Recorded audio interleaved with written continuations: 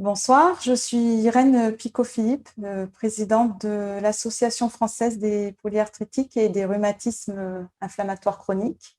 Je vous souhaite la bienvenue pour cette troisième conférence de notre e-salon de l'APR et des rhumatismes inflammatoires chroniques, salon qui est placé sous le haut patronage d'Emmanuel Macron, président de la République française, sous le patronage du ministère de la Santé et de la Prévention et qui bénéficie du parrainage de la Société française de rhumatologie.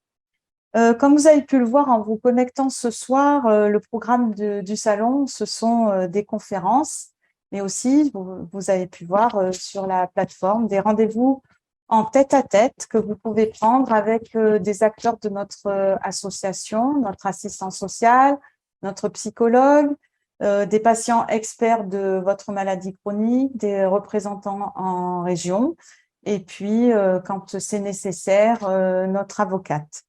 La plateforme Internet, vous y avez donc le détail du programme, des ateliers bien-être qui vont avoir lieu samedi, auxquels vous pouvez encore vous inscrire.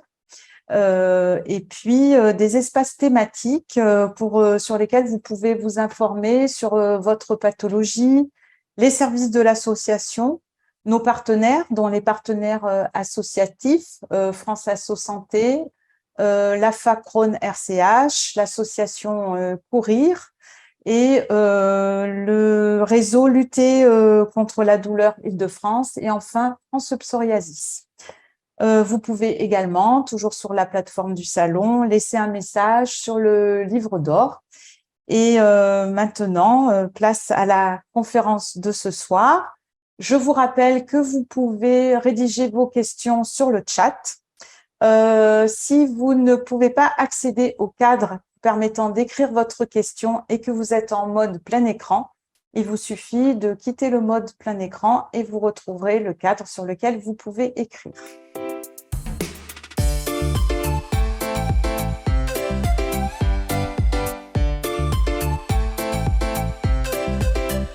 La conférence de ce soir bénéficie du soutien institutionnel du laboratoire Boehringer Ingelheim, que nous remercions chaleureusement. Les rhumatismes inflammatoires chroniques, ce n'est pas seulement une inflammation des articulations. Parfois, il y a des complications qui peuvent survenir. Quelles sont-elles? Quels sont mes risques de déclencher telle ou telle complication? Comment les prévenir, comment les dépister, comment les prendre en charge. Nous avons invité le professeur Pascal Richette, rhumatologue à l'hôpital Lariboisière à Paris, à répondre à ces questions. Professeur Richette, je vous laisse la parole. Merci Madame la Présidente. Bonsoir à toutes et tous. Alors, je vais prendre 20-25 minutes. Voilà, pour vous parler des complications de la polyarthrite rhumatoïde, puisque là, on parle de polyarthrite rhumatoïde dans le champ des rhumatismes inflammatoires. Alors, ma première diapo, si elle veut bien passer, voilà. Voilà ce qu'on veut voir en 2022 d'une polyarthrite rhumatoïde, c'est-à-dire voilà, une main qui est un peu douloureuse, un peu gonflée. Et je voudrais vraiment insister sur le fait qu'on ne veut plus voir tout ce que je vais vous montrer. Et vraiment, en 2022, si on prend bien ces traitements, si on est bien suivi régulièrement, si on va bien aux consultations, tout ce que je vais vous montrer, on ne doit plus le voir pour une polyarthrite rhumatoïde qui vient d'être récemment diagnostiquée. On voit hélas encore des polyarthrites rhumatoïdes avec les complications que je vais vous montrer. Fort heureusement, c'est de plus en plus rare pour différentes raisons, et notamment le fait que la sévérité de la maladie maintenant tend vraiment à diminuer avec les années qui passent. Et puis surtout, je ne cesse de vous dire que en 2022, avec les biothérapies dont on dispose, les traitements dont on dispose, les outils de mesure de l'activité de la maladie, on doit être à même d'atteindre l'objectif que tout le monde souhaite, c'est-à-dire l'activité minimale ou la rémission, c'est-à-dire on doit entendre des patients que non seulement ils vont mieux, mais on veut entendre en consultation que les patients vont bien. Voilà. Donc ça, c'est vraiment le grand message. Et tout à fait honnêtement, dans l'immense, immense majorité des cas, on arrive vraiment à éteindre la maladie, à la mettre en rémission. Je ne dis pas guérir, je dis on arrive à éteindre la rémission, on arrive à atteindre la rémission, à éteindre la maladie. Alors, dans les complications, j'ai fait 2 petits chapitres. Les complications dites rhumatologiques, donc de l'appareil locomoteur, et on va aller de la tête aux pieds, et puis les complications non rhumatologiques. Encore une fois, ce que je vais vous montrer, et notamment dans le champ des complications rhumatologiques, c'est le fait, dans l'immense majorité des cas, de polyarthrite rhumatoïde qui ont débuté chez des gens qui, lorsque leur maladie apparaissait, hélas, n'avaient pas les possibilités d'être éteintes, puisque c'était une période où les biothérapies n'étaient pas là. D'accord ? En gros, dans la polyarthrite rhumatoïde, il y a avant 2000, après 2000. Avant 2000, on arrive avec le méthotrexate, etc. Après 2000, apparaissent les premières biothérapies de type anti-TNF, et on a vécu une révolution. Et je dois vraiment vous dire que dans le malheur d'avoir une maladie comme la polyarthrite rhumatoïde, eh ben on a de la chance, parce que en 2022, on a vraiment beaucoup de médicaments, d'accord, pour éteindre l'activité, la maladie, et donc d'éviter les séquelles. Celles que moi je redoute beaucoup dans le champ des polyarthrites rhumatoïdes anciennes, qui ont été très agressives, c'est l'atteinte du cou. Le cou, il est fréquemment touché dans la polyarthrite rhumatoïde, et puis ce qu'on redoute beaucoup, c'est l'atteinte de la première et de la deuxième vertèbre. Pourquoi ? Parce que quand la première et la deuxième vertèbre sont atteintes, la deuxième vertèbre, quand on met le cou en avant, peut s'éloigner un tout petit peu, d'accord, de la deuxième vertèbre. On appelle ici, je ne sais pas si vous allez le voir, mais vous avez la grande dent que vous voyez. Voilà, il y a la petite flèche qui va peut-être aller dessus tout doucement. Il y a une grande dent tout là-haut. On monte avec la flèche. Vous n'y arrivez pas. Un tout petit peu à gauche, encore à gauche, encore à gauche. Voilà, là, on est dessus. Voilà. Ça, c'est ce qu'on appelle l'odontoïde, d'accord, qui est le process majeur de la deuxième vertèbre cervicale. Et ben, quand cet odontoïde n'est plus lié à la première vertèbre et qu'on penche la tête en avant, on amène vers la tête en avant la première vertèbre et on laisse l'odontoïde en place. Et regardez ce qu'il y a derrière l'odontoïde sur la partie droite de la diapositive. Et ben, il y a la moelle épinière. Voilà. Donc, ce qu'on redoute dans cette atteinte cervicale, voilà, ce qu'on appelle C1, C2, c'est ce qu'on appelle la dislocation antérieure de C1, C2. Pourquoi ? Parce que quand les patients ou patientes affectés par ces dislocations penchent la tête en avant, ils viennent en fait mettre la partie antérieure de leur moelle épinière sur l'odontoïde.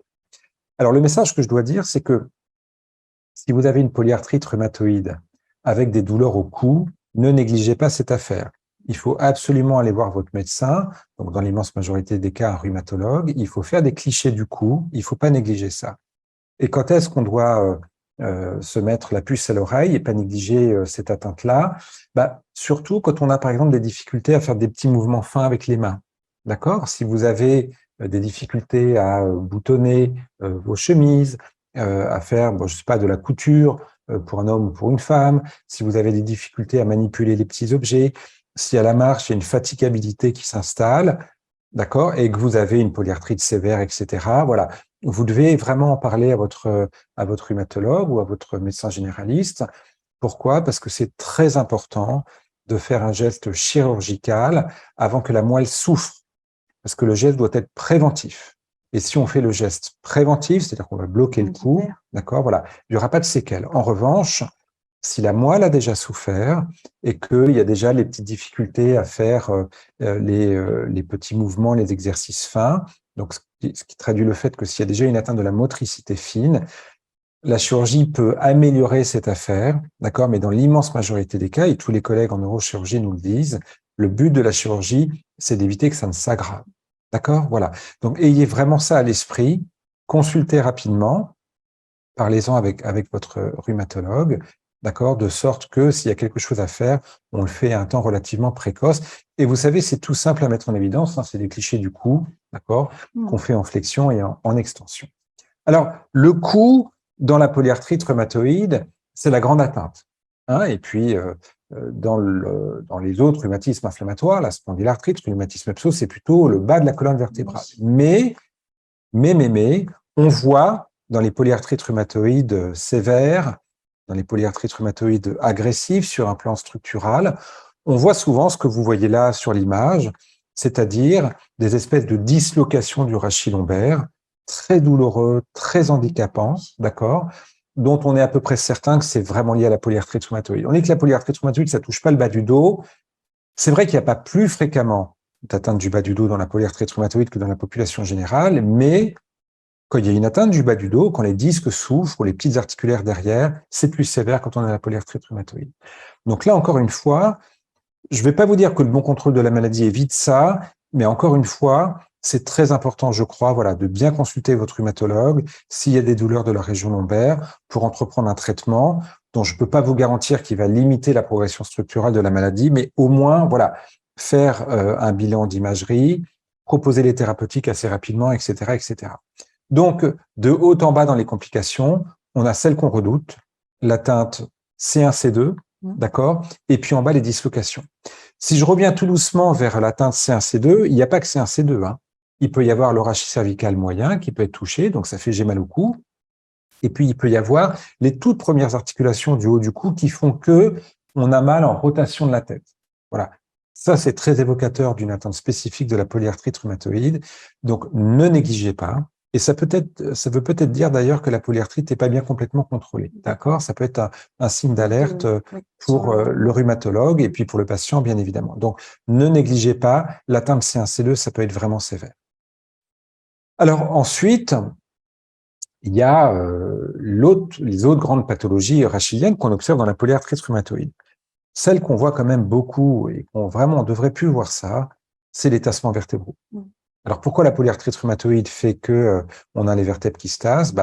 Parce que parfois il y a eu de la cortisone qui a été donnée trop longtemps, à posologie trop élevée. Et encore une fois, j'insiste sur le fait que ça on veut plus voir parce que normalement avec les biothérapies, voilà, dans un grand nombre de cas, on arrive à arrêter la corticothérapie. D'accord? Et la corticothérapie dans la polyarthrite rhumatoïde, c'est le grand danger. C'est le serpent de mer aussi, parce que la polyarthrite rhumatoïde, vous prenez de la cortisone à bonne dose, vous ne voyez pas les effets secondaires tout de suite. Puis vous êtes mieux, voilà, vous êtes soulagé, les mains dégonflent un petit peu, etc. Mais attention, la corticothérapie au long cours, c'est des complications osseuses et c'est donc une ostéoporose avec son corollaire de tassement vertébraux. Je vais revenir sur l'image que je vous ai présentée ici. La corticothérapie, c'est de haut en bas de la cataracte, c'est du diabète, c'est des infections, c'est du cardiovasculaire, etc. Donc, ayez à l'esprit un petit chiffre. La cortisone, il faut vraiment essayer de la prendre en dessous de 0,1 mg/kg. D'accord? Ce qui veut dire que dans l'immense majorité des cas, il faut être en dessous de 5, 6, 7 mg par jour de corticoïdes. Et le mieux, c'est très clairement de l'arrêter. Je vous rappelle que, et d'ailleurs, c'est le paradoxe de la cortisone, le prix Nobel, il a été attribué à un médecin américain qui a trouvé la corticothérapie et qui l'a essayé. Parmi ses premiers patients, il y avait un peintre que vous connaissez sans doute, Dufy, qui avait une polyarthrite rhumatoïde sévère. Et puis, si vous regardez les mains de Dufy, voilà, il était comme ça, etc. Bon. Alors, qu'est-ce qui se passe sur la radiographie? Voilà, typiquement, une patiente ayant une polyarthrite rhumatoïde qui a reçu beaucoup de corticoïdes avant l'ère des biothérapies. Bilan des courses, ostéoporose sévère. Et puis, vous voyez, du fait de la fragilité des vertèbres, eh ben, les vertèbres se tassent. Et ça fait très mal. Voilà, donc quand on en est là, on ne revient pas en arrière. On peut essayer de stabiliser les choses et de traiter la douleur avec ce que vous voyez ici dans la partie droite, c'est ce qu'on appelle des cimentoplasties, c'est-à-dire qu'on met un petit peu de ciment dans les vertèbres. Mais ça, ce n'est qu'un aspect de la prise en charge. Dans le service, c'est le professeur Bousson, la radiologue, notre collègue radiologue qui fait beaucoup de cimentoplastie et vraiment, elle nous dépanne énormément chez beaucoup de patients. Mais ce n'est qu'un petit aspect du traitement. Après, il faut traiter l'ostéoporose. Et là, ça veut dire qu'il faut être bien compliant, etc., etc.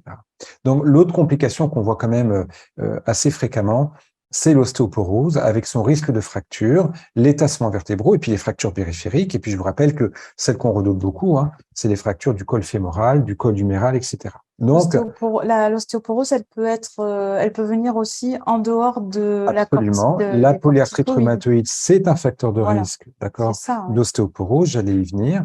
Et d'ailleurs, dans le calcul du risque de faire des fractures, il y a un score qui s'appelle le FRAX et il y a l'item polyarthrite rhumatoïde. D'accord. L'inflammation systémique au long cours augmente le risque, voilà, de fragilité osseuse. d'accord, avec son grand risque de fracture vertébrale ou périphérique. Et puis, alors il y a les petites fractures au pied qui inquiètent pas trop, mais les fractures des os longs, donc le fémur, l'humérus, c'est un vrai sujet. Alors après, il y a évidemment les complications. Hop, j'ai un petit coup de faiblesse avec mon diaporama. Voilà. Il y a les complications des arthrites périphériques. Hein. Donc là, je vous ai mis les radios d'une patiente qui a une polyarthrite rhumatoïde, qui a fait une atteinte des genoux sévère pendant des années. Les genoux sont abîmés et puis on arrive à ça, la mise en place de prothèses. Alors, les prothèses, c'est très bien, mais c'est pas toujours parfait. Hein. Je vous rappelle que si la hanche prothésée, dans l'immense majorité des cas, apporte l'indolence, dans les genoux, aux genoux, c'est pas toujours le cas. Hein. On est quand même souvent sur 20%, voire un genou sur deux qui reste un peu douloureux. Donc, ce n'est pas le genou oublié, comme on dit, la hanche oubliée. Et puis surtout, quand on a une polyarthrite rhumatoïde, qui a les prothèses aux genoux, généralement, c'est une polyarthrite sévère. D'accord, qui a abîmé les mains, je vais vous montrer des radios après, qui a abîmé les pieds. Et qu'est-ce qui se passe quand on a notamment les pieds abîmés? Souvent, on a des effractions cutanées, parce que le pied va taper sur le contrefort de la chaussure. Et là, grand danger.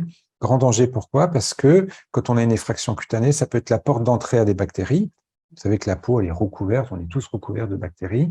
Ça peut être la porte d'entrée pour des bactéries qui peuvent passer dans le sang et qui peuvent aller se fixer dans les prothèses. Et là, grosse complication de la polyarthrite rhumatoïde, la prothèse infectée. Hein, parce que là, on ne peut pas donner que des antibiotiques. D'accord, la prothèse infectée, elle ne guérit pas toute seule.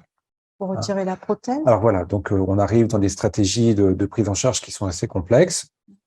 Mais hélas, voilà, souvent, il faut retirer la prothèse. Donc, le message que je dois vous dire, si vous avez une polyarthrite rhumatoïde et des prothèses, faites très attention à votre peau. Vraiment, faites très attention à la peau. J'insiste énormément sur les soins dentaires. Allez voir le dentiste tous les 6 mois ou tous les ans. Et il y a un détartrage très régulier. Tout ça, ça évite, hein, d'accord, le risque de faire des infections systémiques parce que pour que le germe aille dans les articulations, il est rentré quelque part ou il est quelque part et après il va dans le sang et il va se poser dans les articulations. Alors, pourquoi il y a un tropisme? Pourquoi ça va dans les articulations? Parce que les articulations de la polyarthrite rhumatoïde, elles sont vascularisées beaucoup plus que l'est une articulation normale. L'articulation normale, elle est plus vascularisée. Le cartilage, il vit dans un milieu où il n'y a plus d'oxygène, tout ça. Quand l'articulation s'abîme, c'est le cas au cours de la polyarthrite rhumatoïde, il y a plein de petits vaisseaux qui apparaissent. Et c'est la raison pour laquelle, très fréquemment, les germes peuvent aller se mettre dans l'articulation.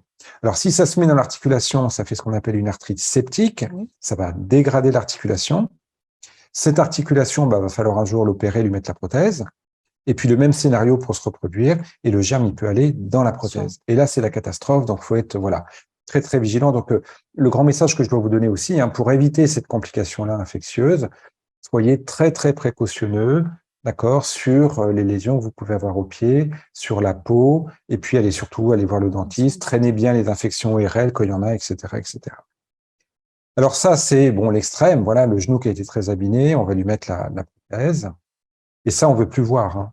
D'accord, voilà typiquement une main de polyarthrite rhumatoïde qui a été très sévère, très agressive. On est au stade des séquelles, et vous savez que, en plus, ce que l'on voit très fréquemment, c'est que la maladie va être très active pendant 5 ans, 10 ans, 15 ans, et puis elle va s'éteindre.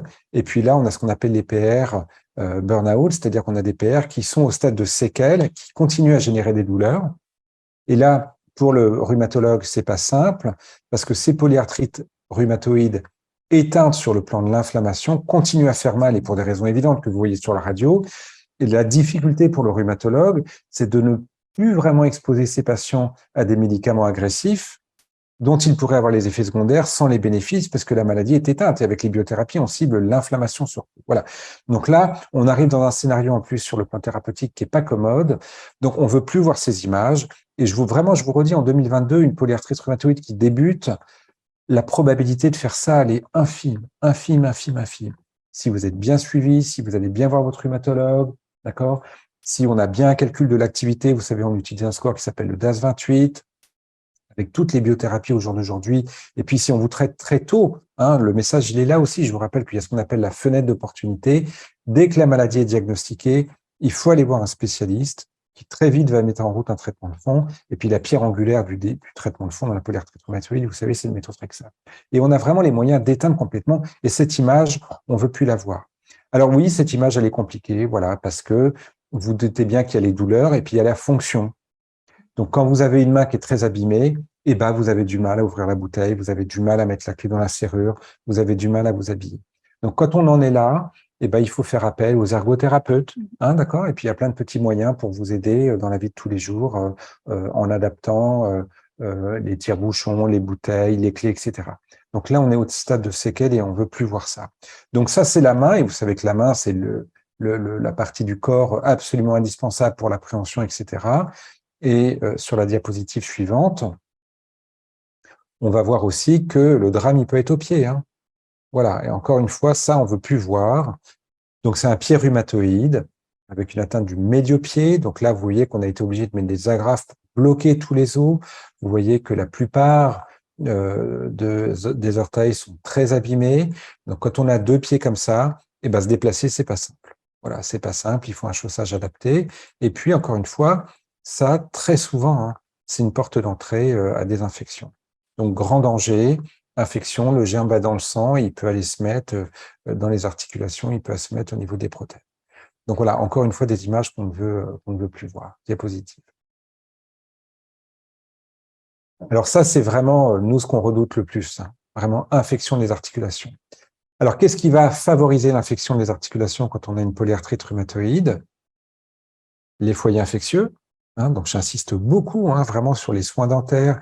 Dès que vous avez une infection ORL, il ne faut pas négliger. Alors, je ne dis pas qu'il faut mettre des antibiotiques dès que… Voilà, souvent, c'est viral, hein, mais c'est très important voilà, de bien voir votre médecin. Si vous mouchez très purulent, que ce n'est pas propre, etc., bon, bah, sans doute qu'on vous prescrira une antibiothérapie. Les dents, c'est un facteur énorme de foyers infectieux. Et puis, ça nous renvoie vers les liens forts qui existent entre parodontopathie, d'accord, donc inflammation gingivale, et puis risque de développer la polyarthrite rhumatoïde et sans doute même d'entretenir la polyarthrite rhumatoïde. Et puis là, d'emblée, je vais dire les choses qui fâchent. Ce qu'il faut absolument éradiquer si vous avez c'est le tabac. D'accord? Le tabac, d'accord, c'est clairement le facteur environnemental qui, chez un certain nombre d'entre vous, a déclenché la maladie. D'accord? La polyarthrite rhumatoïde, c'est une maladie complexe, comme toutes les maladies, cancer, etc., infection ou tout ce que vous voulez. Il y a un héréditaire qui prédispose, d'accord? Et on entend souvent mon oncle a la polyarthrite, la maman a la polyarthrite, et un facteur environnemental. Et le facteur environnemental, c'est le tabac.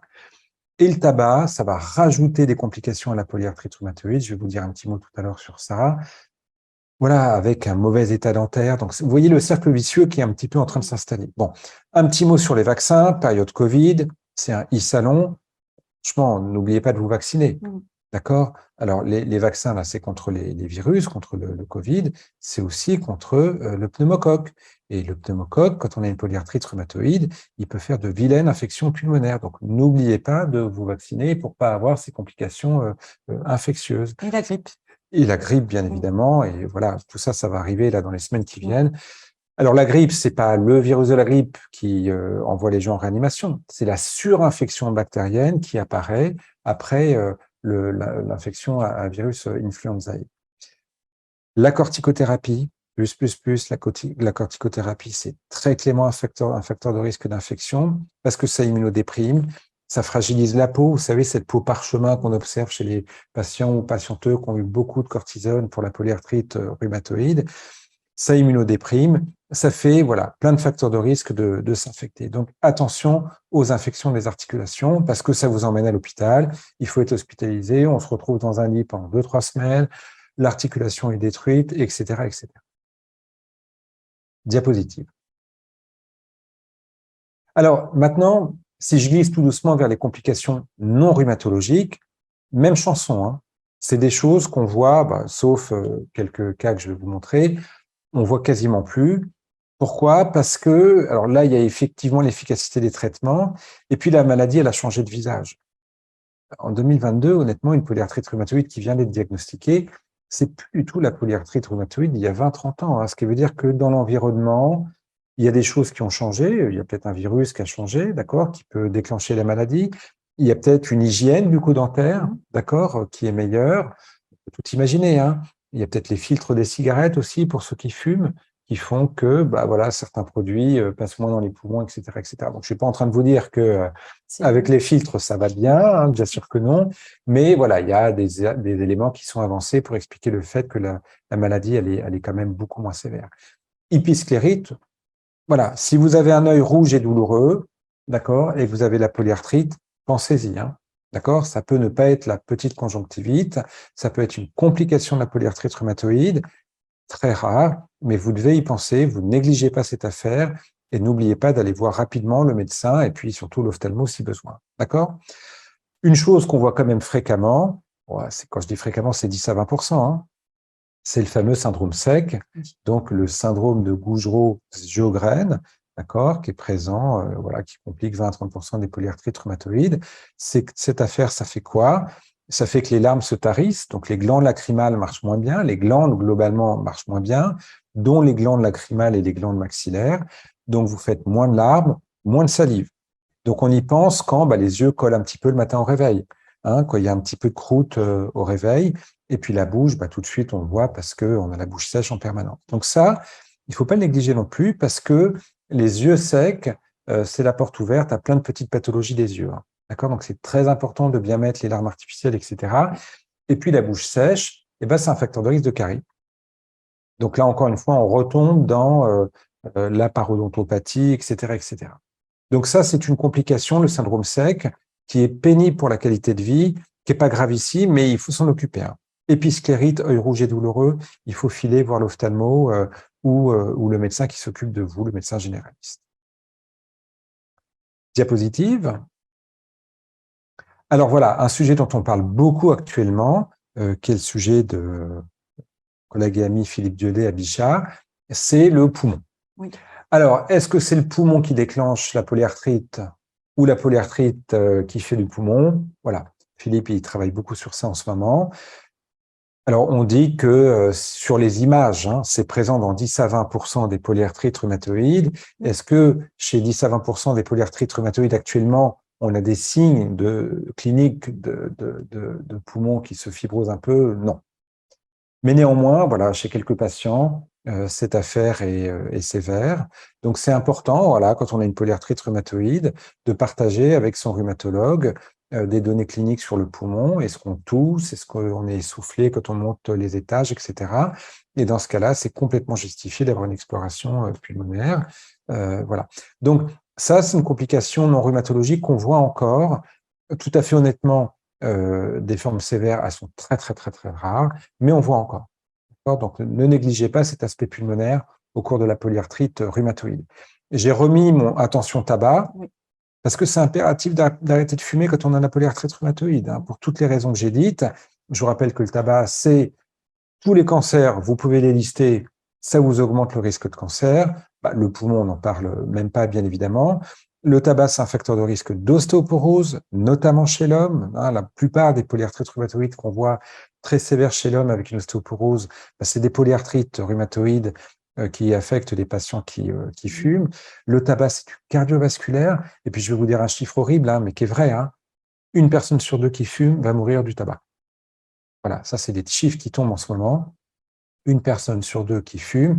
Alors, quand on a la polyarthrite rhumatoïde, on a déjà la polyarthrite rhumatoïde dont on va s'occuper. Alors, c'est pas pour, en plus, rajouter une couche de complications avec toutes les maladies du tabac. Et puis, ça alourdit un peu le portefeuille quand on arrête de fumer, en plus.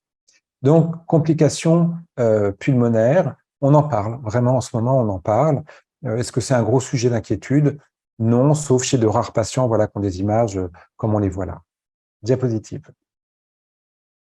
Ça, moi, je vois plus ça. D'accord? Alors, parfois, dans la polyarthrite rhumatoïde, il y a ce qu'on appelle les vascularites. C'est-à-dire que les petits vaisseaux, ils se bouchent. Quand vous avez un petit vaisseau qui se bouche, alors ça peut être lié soit parce que, regardez l'orteil là, en haut à droite, soit c'est parce que la polyarthrite rhumatoïde, elle s'est compliquée d'athérome, les artères se sont encrassées, et puis il y a un petit fragment d'athérome qui part, hop, qui descend en bas, et puis quand le diamètre de l'artère est tout petit, ça bouche, et donc en aval, vous avez une hypoxie, donc le tissu il souffre, c'est ce que vous avez là. soit c'est directement lié à l'inflammation de l'artère liée à la polyarthrite rhumatoïde, et ça, on voit tout à fait honnêtement, on voit plus guère. L'athérome, c'est cardiovasculaire. L'athérome, c'est ce qui se passe quand on fume. D'accord. D'accord? On encrasse les artères, et cette petite encrassement peut se détacher, ce qu'on appelle la plaque d'athérome, et quand ça se détache, ça va en aval, et puis comme l'artère, plus elle avance, plus elle a un diamètre rétréci, et quand la plaque vient boucher l'artère, ça fait, quand ça touche la coronaire, l'infarctus, hein, d'accord? Et puis quand ça touche une petite artère en distalité, à la main ou au pied, ça fait l'image qu'on voit là. D'accord? Donc ça, les vascularites rhumatoïdes, moi, pour vous faire une petite confidence, dans le service, on en voyait tout le temps, ça, il y a 20 ans. J'en ai pas vu depuis 10-15 ans, quoi. Tant mieux, hein. Mais voilà, dans les polyarthrites rhumatoïdes anciennes, agressives, je pense qu'on peut voir encore. Regardez en haut à gauche, le syndrome de Raynaud. Donc, qu'est-ce qui se passe? J'ai la polyarthrite rhumatoïde, et puis quand il fait froid, d'un seul coup, j'ai l'extrémité des doigts avec une limite nette qui devient blanche. Voilà. C'est une vasoconstriction, d'accord? C'est l'artère, pof, avec le froid qui se resserre, qui fait que le sang n'afflue plus, et donc ça donne ce phénomène de Raynaud. Bon, on voit dans les polyarthrites rhumatoïdes, on voit de moins en moins quand même. C'est pas très très grave, parce que typiquement le syndrome de Raynaud de la polyarthrite rhumatoïde, il n'est pas aussi grave que dans d'autres maladies comme la sclérodermie, hein, où à la fin on peut avoir des ulcères digitaux. On voit ça exceptionnellement dans la polyarthrite rhumatoïde. Et puis il faut s'équiper mécaniquement avec des gants de soie, des gants chauds, etc. d'hiver. Donc là, c'est des moyens mécaniques qui permettent d'améliorer les choses. Ça ne guérit pas, mais ça permet de diminuer le ressenti douloureux du syndrome de Raynaud. Diapositive. Les nodules rhumatoïdes, pareil, 2022, on voit plus du tout dans les polyarthrites rhumatoïdes récemment diagnostiquées. Nodules rhumatoïdes, c'est ces nodosités un petit peu dures qu'on peut avoir au niveau des mains, qu'on peut avoir au niveau des coudes. Alors, on peut en avoir dans les poumons même, et notamment dans les parties toutes périphériques des poumons.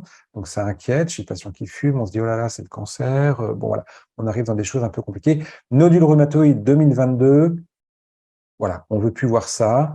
Et sans doute que les biothérapies diminuent le risque de faire des nodules rhumatoïdes. Quand on a des nodules rhumatoïdes comme ça, aux mains, généralement, on n'y touche pas trop, mais quand ils gênent beaucoup pour l'appréhension ou ici, bon, parfois on les opère. D'accord, il faut avoir un bon chirurgien de la main. Alors ça, c'est un point, parce que les chirurgiens qui connaissent bien la polyarthrite rhumatoïde, il y en a de moins en moins, parce que comme il y a de moins en moins besoin d'opérer la polyarthrite rhumatoïde, ça devient un problème. Le chirurgien de la main qui connaît bien la polyarthrite, il n'y en a plus beaucoup. Nous, dans le service, on a la chance d'en avoir un extraordinaire, le collègue et ami Éric Rouleau. Voilà. Donc, nodules rhumatoïdes, ça fait partie des complications, on n'en voit plus beaucoup. Diapositive. Et puis, voilà, ça c'est un point qui est très important, c'est ma dernière diapositive. Je vous rappelle que la polyarthrite rhumatoïde, quand elle est très active, etc., c'est un facteur de risque cardiovasculaire, ce qui veut dire que quand on a une polyarthrite rhumatoïde, c'est bien d'en parler avec son médecin généraliste. Il faut contrôler les facteurs de risque habituels, contrôler sa tension artérielle, c'est pas grand-chose à faire, d'accord? Arrêter ce qu'on peut arrêter, donc je reviens sur mes histoires de tabac, d'accord? Avoir un petit œil sur le cholestérol, je vous rappelle que c'est le LDL cholestérol qu'il faut regarder, diminuer le LDL cholestérol avec des médicaments si c'est élevé, que dans la famille il y a des problèmes, etc. Faire une petite épreuve d'effort, mais ça, c'est le cardiologue qui doit le dire. Donc, ne négligez pas, parce que dans les complications de la polyarthrite rhumatoïde, alors il y a l'effet des traitements, la cortisone, etc., mais très clairement, dans les polyarthrites rhumatoïdes un peu anciennes qui ont été très actives, c'est un facteur de risque avéré de cardiovasculaire. Alors, cardiovasculaire, c'est quoi? C'est, vous savez, l'infarctus, angine de poitrine, l'accident vasculaire cérébral. J'en ai fini avec mes présentations, j'ai fait un petit peu plus que ce que je ne devais faire. Le message, c'est pour les gens qui ont une polyarthrite rhumatoïde qui vient d'être diagnostiquée, pas de panique, d'accord? Tout ce que je vous ai montré là, on ne doit plus voir, mais on ne doit plus voir sous réserve que vous allez bien voir votre médecin, rhumatologue bien sûr de préférence, que vous êtes bien suivi, vous avez tous les traitements, il ne faut pas être dans le déni de sa maladie, on voit parfois, d'accord? La polyarthrite rhumatoïde, c'est une maladie qui demeure, je ne vais pas dire sévère, je ne vais pas vous alarmer, mais qui doit être surveillée comme le lait sur le feu. Et encore une fois, tout ce que je vous ai montré, en 2022, on ne doit plus le voir. Voilà, diagnostic précoce, diagnostic un traitement précoce voilà. et un bon suivi. Absolument, oui, absolument. Alors, merci beaucoup, professeur Richette. Nous avons de nombreuses questions. Je vais vous inviter à y répondre.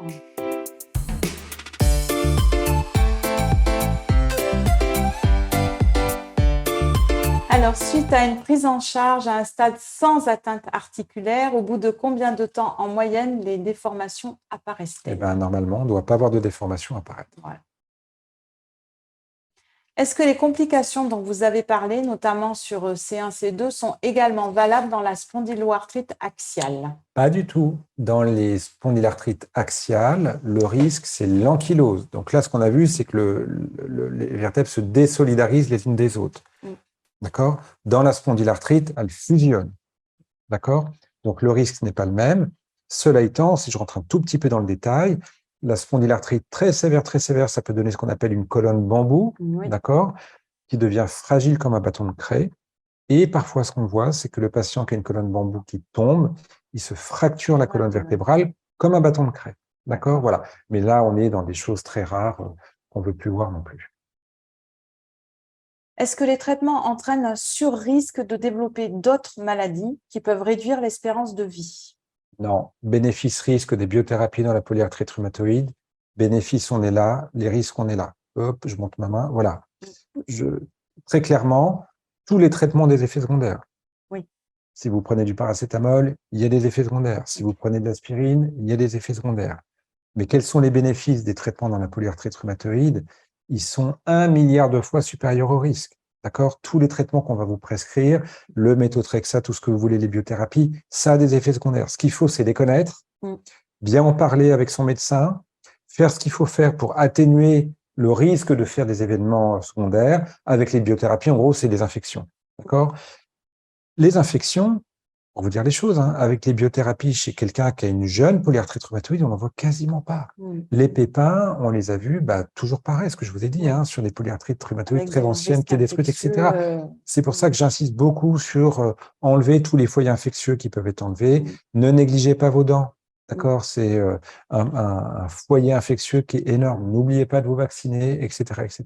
Concernant l'espérance de vie, j'ai même lu qu'elle était moins importante, enfin, elle était raccourcie par rapport à la polyarthrite et que depuis qu'il y a justement les biothérapies, etc., là, elle est en train de rattraper la voilà, il y a 20 ans, générale. voilà, il y a 20 ans, on disait, c'est vrai. Donc, ce n'est pas les traitements qui entraîneraient un surrisque. Bien sûr, il y a 20 ans, et c'était vrai, la polyarthrite rhumatoïde s'était associée à ce qu'on appelle un risque de mortalité. Voilà. D'accord, l'espérance de vie était réduite. Voilà, c'est ça. Mais elle était réduite parce que les gens étaient inondés de corticoïdes, ils s'infectaient, etc. En 2022, on ne peut pas avoir les données parce qu'il faut suivre les gens, mais tout ce qu'on voit, toutes les études récentes qui ont été conduites sur le sujet montrent que l'impact sur la mortalité, il est en train de faire... Voilà, d'accord? Donc en 2022, moi je dirais que l'espérance de vie d'une polyarthrite, c'est celle de la population générale. Voilà. Alors, ma polyarthrite rhumatoïde a été diagnostiquée il y a 6 ans. J'ai un tendon déchiré à mon épaule droite depuis 2 ans et des douleurs qui ne passent pas. Est-ce lié à la maladie qui entretient un terrain inflammatoire et qui fragilise mes tendons? Je ne pense pas. Je pense que la rupture tendineuse, c'est quelque chose de très, très fréquent, hors polyarthrite rhumatoïde, c'est ce qu'on appelle la rupture de coiffe. Est-ce que la polyarthrite rhumatoïde peut jouer sur ça? Non, je ne suis pas capable de vous dire, mais a priori, non. Donc, vous avez 2 maladies, hélas, la polyarthrite rhumatoïde et puis aussi, voilà. Alors, est-ce que, pour voir si vous n'avez pas été multi-infiltré dans l'épaule, etc., mais les ruptures tendineuses à l'épaule, c'est quelque chose de très, très, très fréquent. Très, très, très fréquent. Indépendamment de la polyarthrite. Indépendamment de la polyarthrite. Alors, concernant la polyarthrite rhumatoïde et la pneumopathie interstitielle, est-ce qu'il y a des moyens de prévention, à part de ne pas fumer? Et peut-on déterminer un profil de patient à risque? Alors, très bonne question. Je vous renvoie vers les travaux de Philippe Dieudé. Je pense qu'il a fait une présentation chez vous, non? Il a déjà fait ou il fera récemment? Oui, au salon en présentiel. D'accord. Alors, en pratique, est-ce qu'il y a des moyens de prévention? Oui, sans doute. De bien contrôler l'activité de la maladie. Sans doute qu'en contrôlant bien l'activité de la maladie, le risque de faire une pneumopathie interstitielle est diminué. Peut-on déterminer un profil de patient à risque? Figurez-vous que Philippe Dieudé a fait tout ce travail et ça a été déterminé sur la cohorte française qu'on appelle Espoir, que vous connaissez sans doute. Voilà. Et donc, il y a une petite prédisposition génétique. D'accord. Et puis à ça, vous rajoutez les éléments habituels, tabac, etc. etc. Alors, je vous renvoie vers Philippe qui va surtout arrêter de fumer. Autre question, j'ai une polyarthrite sévère depuis 1975, j'avais 25 ans. Traitée par méthotrexate depuis 30 ans. En août, j'ai eu une arythmie cardiaque, un pacemaker m'a été posé. Peut-on penser que cette atteinte cardiaque a un lien avec la polyarthrite? Alors, difficile de répondre. Il y a des atteintes des tuniques cardiaques, des tuniques du cœur, pardon, au cours de la polyarthrite rhumatoïde. Il y a surtout des péricardites, hein, d'accord, qui ne donnent pas l'ACFA que vous avez, le produit que c'est l'ACFA. L'ACFA, c'est très fréquent. D'accord. Donc, je ne pense pas que votre ACFA soit liée à votre polyarthrite rhumatoïde. Alors, j'ai une polyarthrite rhumatoïde depuis plus de 10 ans. Il y a quelques mois, on m'a diagnostiqué une polyneuropathie. Est-ce que la PR peut-elle en être la cause? Alors, la polyarthrite rhumatoïde peut donner des neuropathies périphériques, d'accord, via des vascularites, donc ça peut donner des mononévrites, d'accord, des polynévrites, etc. Encore une fois, une PR depuis plus de 10 ans, bon, je ne peux pas vous dire non. Alors, il y a des traitements de la polyarthrite qui peuvent donner une polyneuropathie. Attention, je peux citer c'est les flunomides. Hein. Voilà, donc ça, il faut être prudent avec les flunomides. Qui est un des traitements de fond synthétiques. Voilà, qui est un des traitements de fond synthétiques de la polyarthrite rhumatoïde. Donc, voilà. Mais vous savez, après, les causes de polynévrite, il y en a beaucoup, beaucoup. Mais est-ce que la polyarthrite rhumatoïde, c'est une grande cause de polynévrite? La réponse, c'est non. J'ai un Gougerot. J'ai lu que cette maladie pouvait évoluer vers une sclérose en plaques et cela me fait peur. Est-ce vrai? Je vous rassure en vous disant que non. D'accord, le Sjögren, il ne peut pas évoluer vers une sclérose en plaques. C'est deux maladies qui sont différentes. D'accord. Et exceptionnellement, le Gougerot-Sjögren, il peut donner des atteintes de la moelle épinière. Très, très rare. Donc, rassurez-vous, dans l'immense majorité des cas, le Sjögren, ça donne yeux secs, bouche sèche. D'accord. Les complications systémiques du Sjögren, c'est rare. Et puis, si j'ai un conseil à vous donner, il y a des centres de référence sur le Sjögren quand on a un Sjögren sévère. Tapez à la porte des centres de référence. D'accord. J'ai une spondylarthrite ankylosante depuis 2015 et depuis un certain temps des symptômes de la maladie de Crohn. Est-ce que les deux peuvent avoir un lien? Absolument. Je vous rappelle que dans le champ des spondyloarthropathies, il y a l'atteinte de l'appareil locomoteur qu'on va appeler la spondylarthrite. Il peut y avoir la peau, c'est du psoriasis. Il peut y avoir le digestif, c'est le Crohn, ou la rectocolite hémorragique.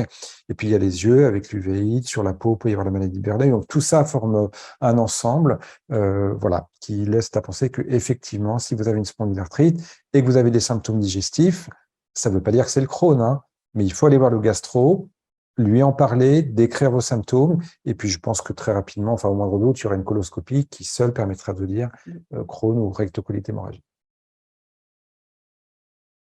J'ai 56 ans, une polyarthrite rhumatoïde depuis 8 ans, traitée par méthotrexate. Suis-je à risque d'ostéoporose et à partir de quel âge faut-il faire un examen de contrôle? Alors, la polyarthrite rhumatoïde, c'est un facteur de risque d'osteoporose. À côté de ça, il y a énormément d'autres facteurs de risque, parmi lesquels, je vous rappelle, l'antécédent familial au premier degré, des fractures sévères, le fait d'avoir pris de la cortisone, etc., etc. Donc, quand on a la polyarthrite rhumatoïde, c'est bien d'avoir une petite densitométrie osseuse, d'accord, pour avoir une idée de la qualité de votre os. Et puis, en fonction d'un score, en fonction du fait qu'il y a déjà eu des fractures ou pas, eh bien, il y aura une indication ou pas à initier un traitement. Indépendamment de l'âge, d'après ce que vous avez dit. Alors, indépendamment de l'âge, non, parce que dans le score FRAX, on rentre l'âge des patients, bien sûr. D'accord. Okay. Après, ça dépend de l'âge de la ménopause, etc., etc. Alors, une dernière question. Je dois subir une intervention dentaire et suspendre mon traitement durant plusieurs semaines. Quels sont les risques encourus et où trouver de l'information? Alors, c'est une excellente question. Ça dépend du traitement. D'accord? Ça dépend de la demi-vie de la molécule. Voilà. Ce qu'on sait, c'est que si vous avez une biothérapie, si on prend le méthotrexate par exemple, et que vous arrêtez le traitement pendant 3-4 semaines, il ne va rien se passer. Alors, quand je vous dis ça, c'est des moyennes. Hein. Ça, c'est des notions qu'on a à l'échelon des populations. À l'échelon individuel, c'est impossible de vous répondre. Donc, avec le métaux, c'est ce qui se passe. Parce qu'on vous le rappelle, hein, que si vous devez vous vacciner avec le méthotrexate, il est recommandé d'arrêter 15 jours avant, vacciner et de ne reprendre que 15 jours après. Parce que le métaux diminue la réponse vaccinale au virus de la grippe, au vaccin de la grippe, d'accord, et C'est puis au valable pour le pneumocoque. vaccin Et du c'est valable pour le Covid Covid, hein, aussi. d'accord, donc n'oubliez pas ça. Si vous faites Donc, il faut ça, arrêter. Donc, 15 jours avant, vaccin, on reprend que 15 jours après. donc ça fait Un un mois mois, sans ouais. traitement. D'accord, 4 semaines. Et faisant ça, dans l'immense majorité des cas, la polyarthrite, elle ne repart pas. Si vous avez une biothérapie de demi-vie longue, c'est-à-dire que si vous faites une piqûre toutes les 15 jours ou tous les mois, aucun problème. D'accord, vous arrêtez votre traitement, voilà. Vous arrêtez votre traitement gentiment, il ne va rien se passer. Voilà. Donc, ça dépend de la demi-vie de la molécule. D'accord. Écoutez, merci beaucoup, professeur Richet. C'est moi qui vous remercie. Nous avons eu beaucoup de questions auxquelles nous n'avons pas pu répondre. Donc, nous vous donnons rendez-vous lors de la webconférence de samedi à 11h30 qui est Posez vos questions. Donc, il y aura des questions de ce soir qui vont être posées au docteur Loiti et au professeur Poivré. Et puis, vous pouvez toujours continuer à poser vos questions sur le site. Voilà, donc en tout cas, toutes ces questions, elles montrent le besoin pour les malades de mieux connaître leur maladie et ses conséquences. Et vous avez pu voir que les rhumatismes inflammatoires chroniques, ce sont des maladies complexes et qu'un patient bien informé peut être pleinement acteur de sa prise en charge en surveillant l'évolution de sa maladie, en prévenant certaines complications. Le professeur Richet a donné beaucoup de clés de prévention ce soir et en sachant en détecter les premiers signes, comme cela a été dit pendant la conférence, et de manière à pouvoir aller consulter rapidement quand c'est nécessaire. Voilà, je vous donne rendez-vous demain soir pour une conférence à 18h30 également. Donc, je céderai la place à Sandrine Rollo, la secrétaire générale de l'AFPRIC, qui accueillera le docteur Sylvie Fabre, rhumatologue à la clinique Beau Soleil de Montpellier, qui vous parlera des actions que vous pouvez effectuer au quotidien pour agir sur vos rhumatismes inflammatoires chroniques. D'ici là, vous pouvez aller sur le site du salon pour continuer à bénéficier d'informations sur vos pathologies. Vous voyez qu'à l'AFPRIC, grâce à votre adhésion, nous pouvons vous faire bénéficier d'informations fiables, validées par des professionnels concernant tous les aspects de votre vie avec votre maladie, ses traitements, son suivi, ses répercussions psychologiques, l'alimentation. Et nous avons vraiment besoin de vous pour vous accompagner au mieux avec des conseils pour votre vie quotidienne, professionnelle, et pour vous informer sur les aides dont vous pouvez bénéficier. En devenant membre de notre association, vous permettez la réalisation des brochures que vous trouvez dans notre librairie, sur le site de l'association et le site du salon. Et puis, vous recevrez chaque trimestre notre revue qui balaye tous ces thèmes. Si vous adhérez dans le cadre du salon, vous recevrez notre dernier numéro de Polyarthrite Info qui traite de vos craintes face à la maladie. Vous recevrez aussi un joli sac en tissu. Voilà, écoutez, je vous dis à demain soir pour la conférence avec Sandrine Rollo et le docteur Sylvie Fabre sur les actions que vous pouvez effectuer au quotidien pour agir sur vos RIC. Bonne soirée et à très bientôt.